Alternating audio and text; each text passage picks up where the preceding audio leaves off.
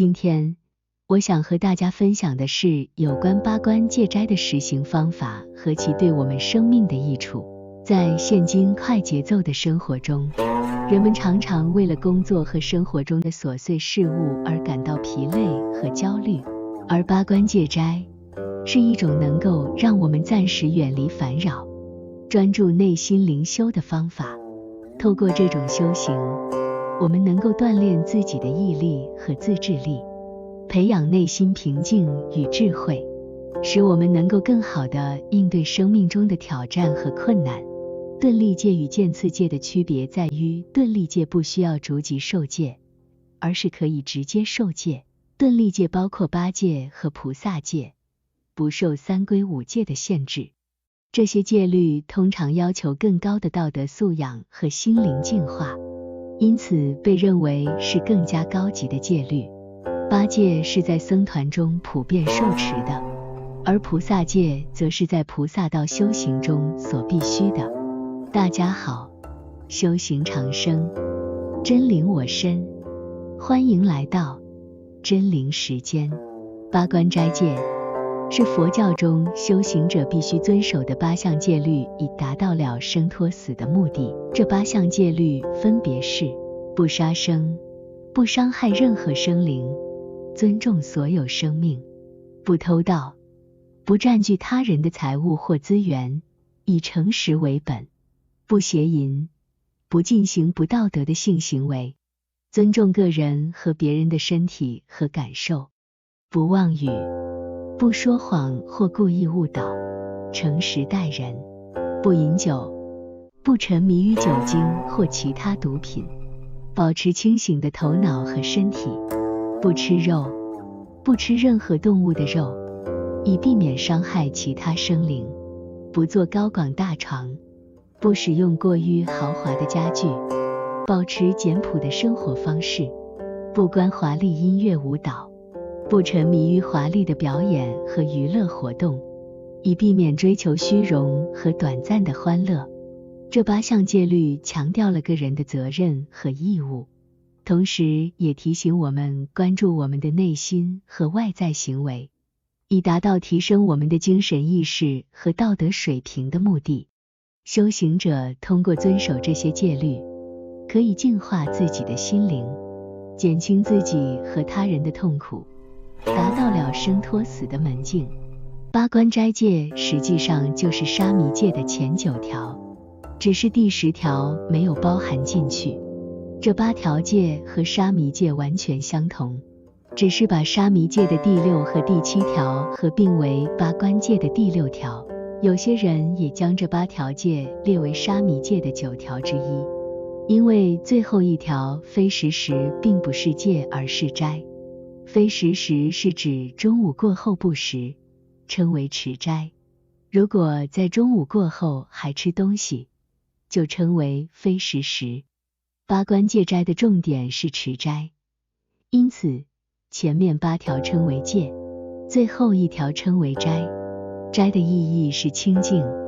过中午后吃东西就不清净了，因此3世诸佛都过中午不食。在根本上，斋是指身口意的3业清净。沙弥十戒是出家人的最初戒律，也是在佛教中最为基础的戒律之一。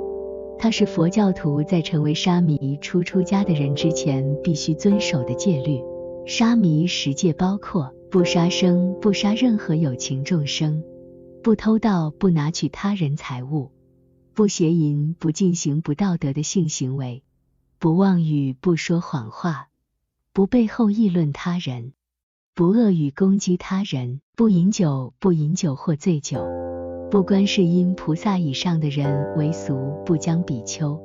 比丘尼、声闻弟子、菩萨等视为俗人；不坐高广大床，不睡在高大舒适的床上；不欣赏世俗音乐，不听世俗的音乐，只听佛经、佛音等正法音乐；不持贵重之物，不拥有金银等贵重的物品；不观世界，不看不该看的东西，如色情等；八关戒斋和沙弥十戒的最大不同是受持的时间不同。八关戒斋只需要在6斋日的1天1夜内受持，而沙弥十戒需要一生持守。因为沙弥需要一生持守10戒，所以可以达到证悟的最高境界，即阿罗汉果。但是八关戒斋只是1天1夜，虽然可以帮助种植出离心，但不能立即达到罗汉果的境界。但是佛陀慈悲，因为世上尽管有很多人希望信佛学佛，而其走出生死之道，然由各个不同的差别因缘，使得许多人皆无法走出这一生死之道。有的为了他们本身的职业，使其无法自由决定自己所向往的生活方式；有的为了社会的牵制，有的为了家庭的责任，有的为了妻子儿女的纠缠等等。所以希望走上出世之道的人很多，能够走上出世之道的人则很少。因此开出一个方便法门，使那些向往出世生活的而又无法达到目的的人，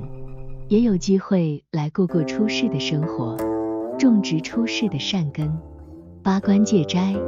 就是此一广大的方便法门。正是八关戒斋的受持并不是一定要在6斋日进行，只是在6斋日时受持会有更多的功德加持。另外，如果环境限制不能1天1夜受持，也可以适当调整，如只受一餐、只吃粥等方式来实行。关键是要能够以正确的心态去面对受戒斋戒的过程，并努力践行戒律，才能得到戒律所带来的好处和功德。如何实行八关戒斋？寻找一位有经验的佛教老师或导师，向他们请教和学习有关八关戒斋的知识和方法。你也可以参加禅修营或佛教活动，以获取更多的信息和经验。在6斋日时，遵循八关戒斋的8条戒规进行受持。如果刚开始难以1天1夜都保持斋戒，可以先尝试一半时间，逐渐增加时间。八关戒斋期间，要避免所有形式的杀生，包括杀害动物、毁坏植物和破坏环境等。同时也要避免贪欲、愤怒、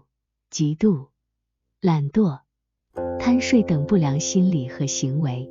保持清净的思维，尽可能避免负面情绪和想法，培养正念和正向思维。在斋戒期间，可以多修行禅定和慈悲心，以帮助自己培养内心的平静与智慧。在斋戒期间，可以用所节省下来的时间和精力，阅读佛教经典，听闻佛法，以及进行行善积德的活动。另外，你也可以在日常生活中尽量保持斋戒的一些精神，如避免不必要的杀生，不浪费粮食和资源，尽量保持清净的身心等。在结束今天的分享之前，我想再次强调八关戒斋的重要性和价值。这种修行方法需要我们付出努力和耐心，但其带来的成果和回报也是相当可观的。透过八关戒斋的实行，